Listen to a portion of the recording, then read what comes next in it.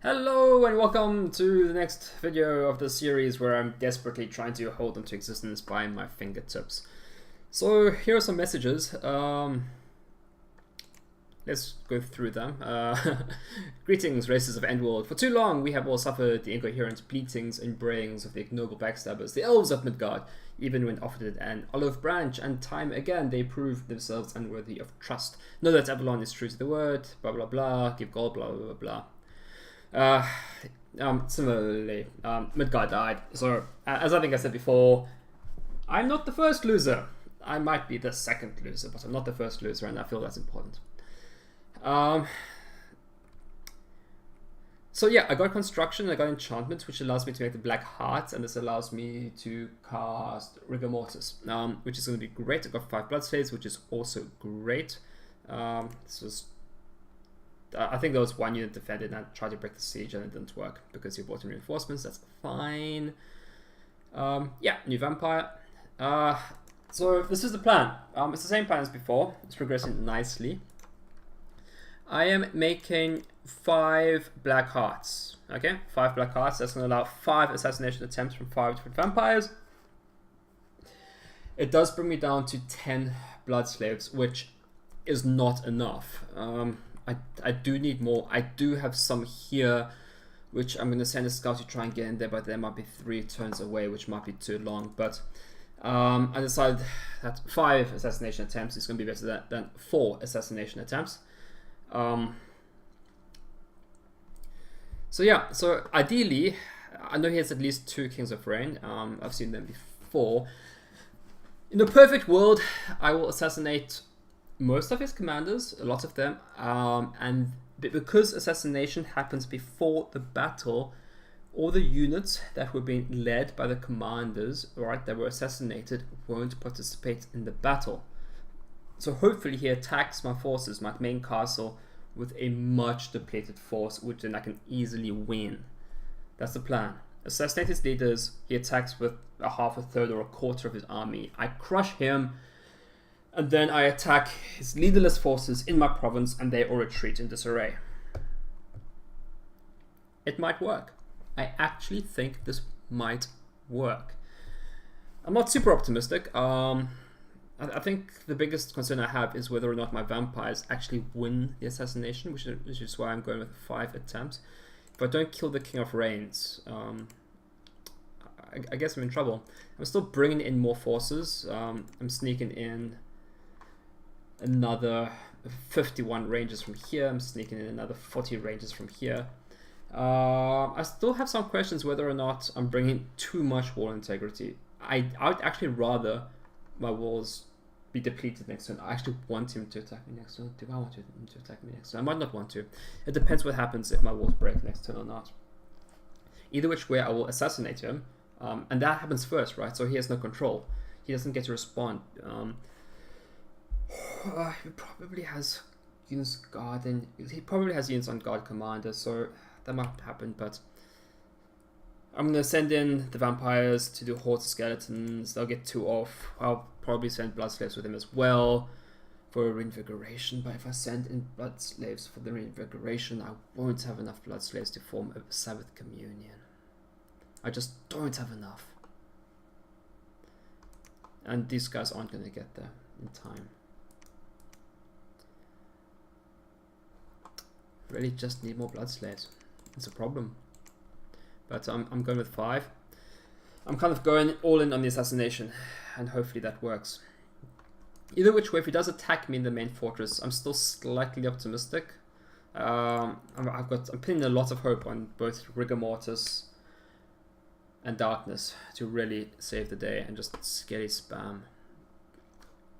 Do I have evocation 5? I'm just checking for my priests. I don't even have evocation 6. Will I get to evocation 6? 2 turns? Maybe. Maybe it might happen. But yeah, so I'm forging a lot of items now. I'm forging and I'm doing cast Pale Riders. I'm turning some astral gems into more shields. Let's make more shields. It's just these basic ones. That's most of my gem income used up. I'm gonna keep some death gems because there will be spells to cast Soul Vortex particularly, and I think Rigor Mortis requires gems of darkness. So this is the situation, huh? It's all gonna depend on these assassination attempts, and I make no new profit. I don't know if it's gonna work. I just don't know. But jeez, I'm just checking. Like, do I shoulder bird? Do I have enough gems to get you to cast flaming arrows? Because that would actually be very significant at this point in the game, because I have so many ranges in this fight. Just checking if I have enough gems to get in there. Do you have the right one? No, you're Conrad. Where are you? Shoulder bird. Fire. Where's flaming arrows? Flaming arrows. 4.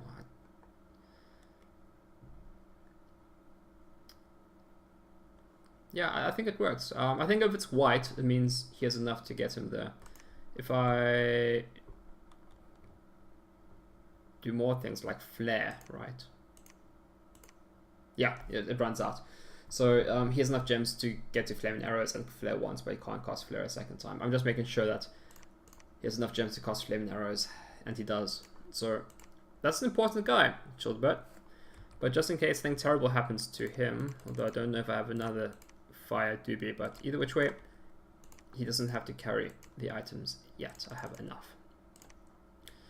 So I'll get flaming arrows, and with this amount of ranges, that's going to be quite the buff.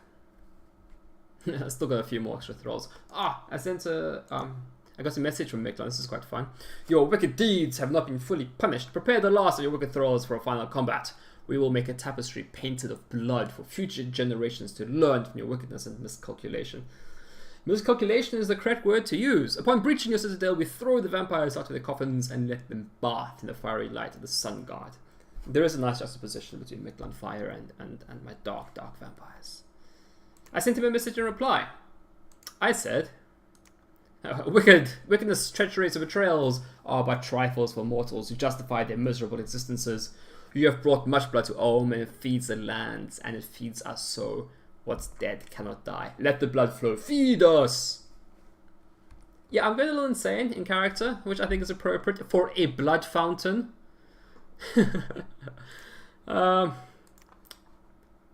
Like, how do you stay in character as a blood fountain?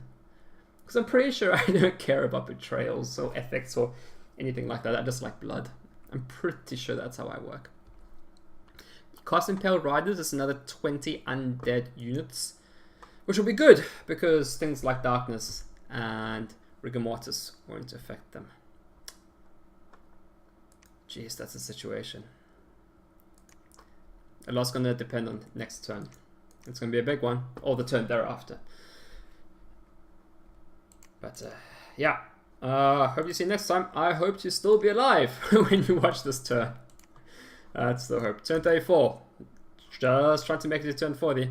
That's one of the goals.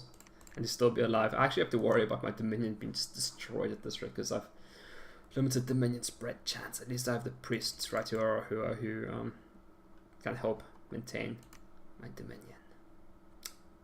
Hope to see you next time. Cheery bye. Thanks for watching.